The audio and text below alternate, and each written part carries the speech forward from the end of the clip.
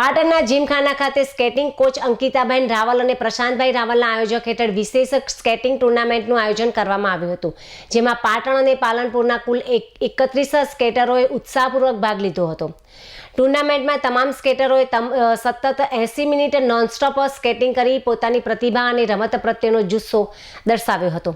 આ સિદ્ધિ બદલ દરેક સ્કેટરને એક મેડલ અને 3 સર્ટિફિકેટ આપીને સન્માનિત કરવામાં આવ્યા હતા। સમારંભ પ્રસંગે જીમખાનાના ચિંતનભાઈ પ્રજાપતિ, મનોજભાઈ પટેલ, વાસુભાઈ પટેલ તેમજ જયપ્રકાશભાઈ પટેલ, વિકાસભાઈ પટેલ, ભરતભાઈ ચૌધરી, મૃદુલાબેન ઠક્કર સહિતના આગેવાનો ઉપસ્થિત રહ્યા હતા।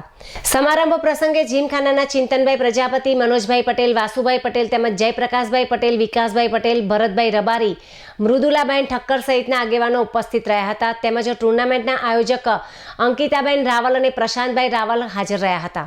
આ પ્રસંગે સ્કેટિંગ ક્ષેત્રે બાળકોમાં રમતગમત પ્રત્યેનો ઉત્સાહ વધે અને તેમની પ્રતિભાને યોગ્ય પ્લેટફોર્મ મળે તે માટે આયોજકો દ્વારા કરવામાં આવેલા પ્રયાસોને ઉપસ્થિત મહાનુભાવોએ બિરદાવ્યા હતા।